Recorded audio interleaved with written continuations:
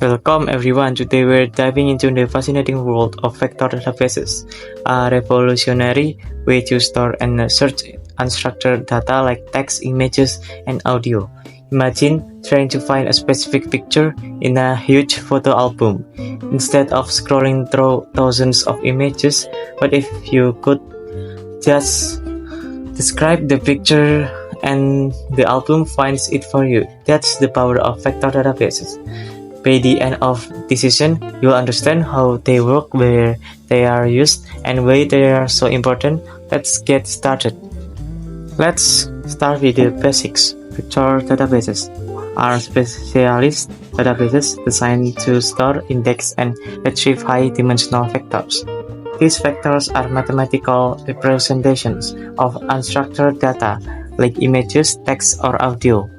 Analogy: think of a vector as a fingerprint for data. For example, an image of a cat can be represented as a vector that captures its features, like colors, shapes, and textures. This allows the database to find similar images, even if they don't have the same metadata text.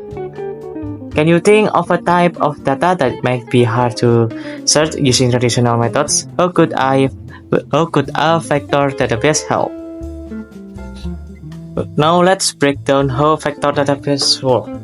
1. Vector encoding. Unstructured data like image or text is converted into vectors that capture its semantic meaning. 2. High-dimensional space. These vectors exist in a multi-dimensional space, where each dimension represents a specific feature of the data. 3. Indexing for fast retrieval. Specialist techniques allow the database to quickly find similar vectors based on their proximity in this space. One of the most features of vector database is approximate nearest neighbor (ENN). Search instead of finding exact match. ENN finds vectors that are close to the query vector in the high-dimensional space. How it works: 1. Efficient algorithms. Techniques like KT-trees, ball trees, and HNSW optimize the search process. 2. Speed. Even with millions of vectors, ENN can find similar items in milliseconds. Real-world example: Google uses ENN to power its image search. When you search for sunset, it finds images with similar colors and lighting, not just image attached with sunset. Now let's look at where vector databases are used. 1. Semantic search. Understanding the meaning behind queries, not just keywords. 2. Recommendation systems. Personalized suggestions based on user preferences. 3. Content discovery. Surfacing relevant information from huge datasets. Fun fact: Netflix uses vector database to recommend shows you might like based on what you watched before. That's why you keep finding new favorites. Traditional search engines rely on keywords, but vector databases go beyond that. They understand the meaning behind your query. Example: if you search for pictures of cats, a vector database will return images of cats. Even if the word cat isn't in the image description, it looks for visual features like pointy ears and whiskers. Let's play a quick game. I'll give you a search query and you tell me what kind of results a vector database might return. Ready? Vector databases are also used in recommendation systems. Here's how they work. 1. User preferences.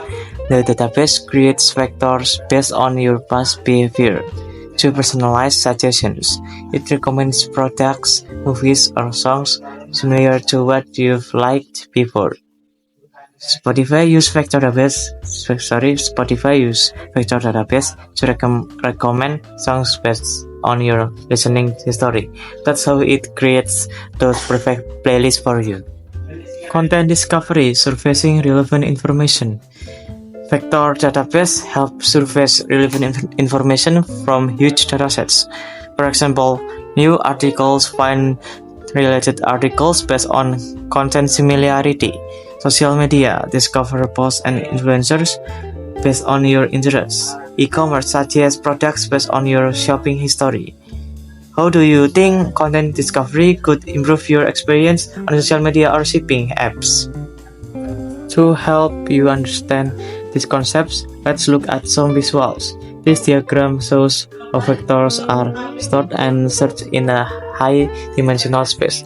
Notice how similar items are grouped together, making it easy to find what you are looking for.